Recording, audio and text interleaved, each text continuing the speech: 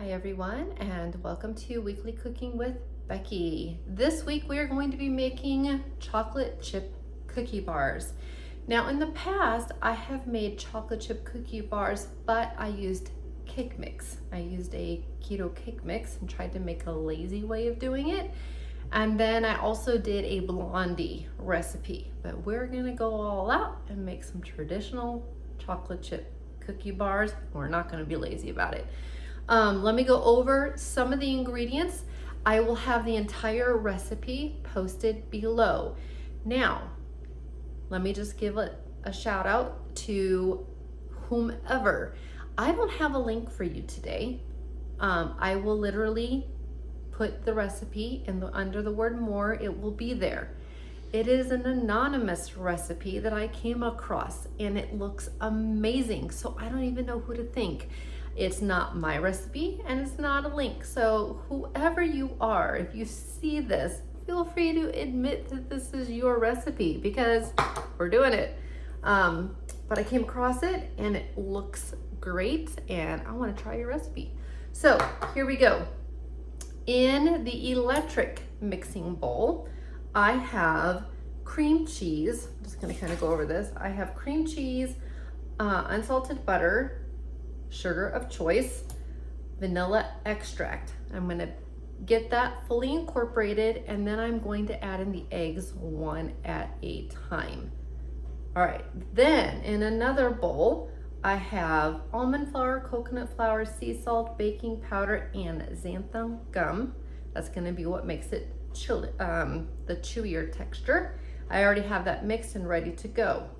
Then in my last bowl, whomever recommends a cup of chocolate chips, Lily's, Bake Believe, a sugar-free one, and then a cup of walnuts. I don't have those. So what I did is I did a cup of sugar-free chocolate chips and I was gonna just double it up and make it 2 cups of chocolate chips. And then I was like, I don't have 2 cups of chocolate chips. So we're doing 1 cup of Lily's chocolate chips and 1 cup of Lily's butterscotch chips. So I'm having chocolate butterscotch, but basically you're gonna need 2 cups of add-ins. All right, so the first thing I'm just gonna show you and then I'll come back in the steps. So in here, I already have softened, you're gonna want it at room temperature. The cream cheese and the butter is at room temperature. The sugar and the vanilla is already in here, and I'm just gonna go ahead and get this going. And then you'll see there's a lot of eggs. So basically, you just crack them in one at a time. I'm just gonna start this for you. I'll be back when it's fully done. So you see that? Once that's fully incorporated, I add the next egg, the next egg, the next egg.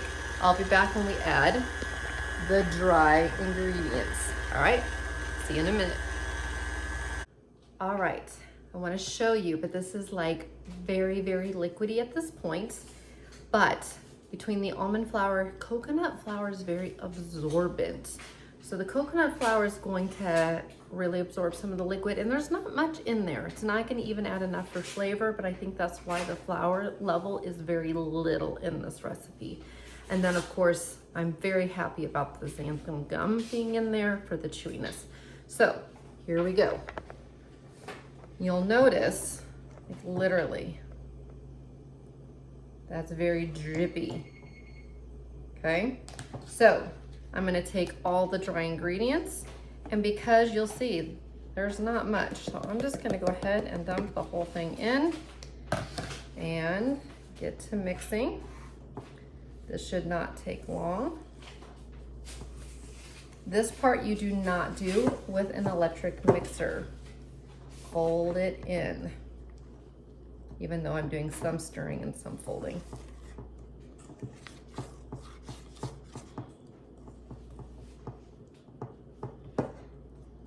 And yes, it is thickening. I wondered if that coconut flour would help with that. Now this makes a 12 by 16 inch cookie sheet. I don't have one that size. If you want to have thin cookie bars, or if you want thicker, a 9 by 13 traditional baking pan. That's what we're doing. So if you do a 12 by 16 inch cookie sheet, it's 30 to 35 minutes. Now, whomever this is does not tell me how long it is for a 9x13. I know that it's longer.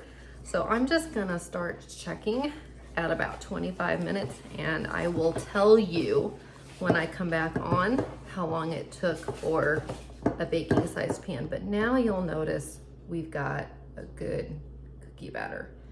And I'm simply going to add only chocolate chips and butterscotch chips because I did not have the walnuts. That's okay. That's okay, it'll still be good.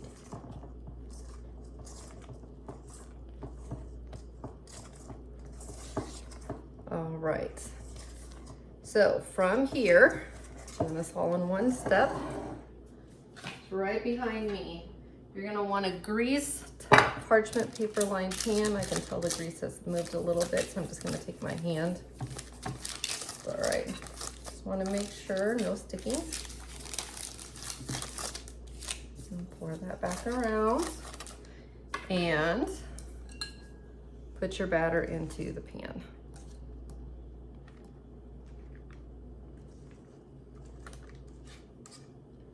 It smells amazing. It looks amazing. These look like they're gonna be so soft and chewy.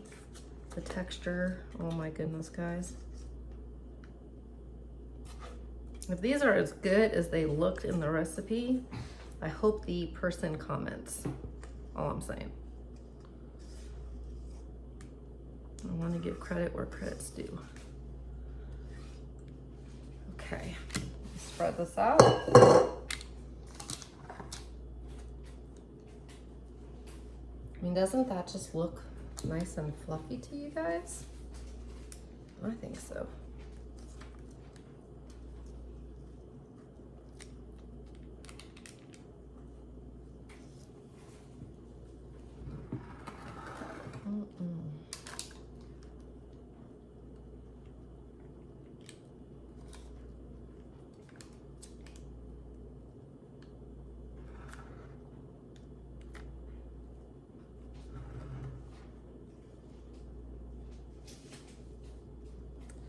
All right, got about pretty much even. That piece of parchment's out, so I'm just trying to make sure I've leveled it off.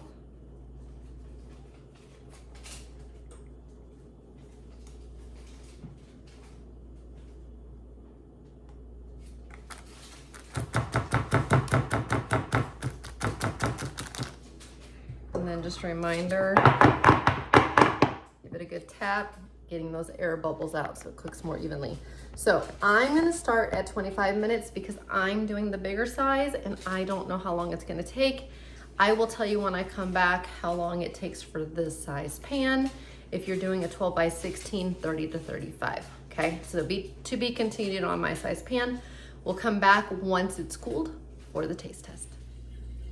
All right, as promised, I am back for the finished product. So grabbed an end piece, but here we go. Taking a look at it. They are all cooled. All right, so let's take a bite.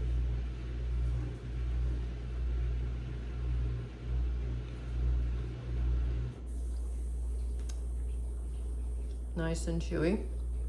That's that xanthan gum.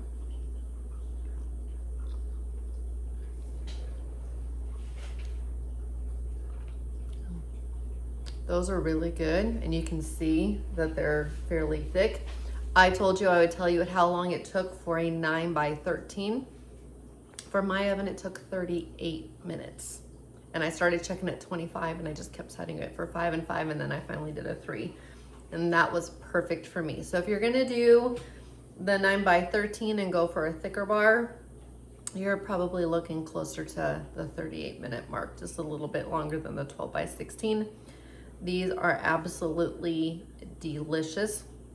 Remember, it calls for chocolate chips and walnuts, but use whatever add-ins. Use a full amount of chocolate chips or do what I did, half chocolate chips and half whatever other flavoring of chocolate chips that you like. I bet this would taste great with some low carb or keto ice cream on top and some whipped cream. So I'm gonna enjoy this. Until next time, enjoy. Bye.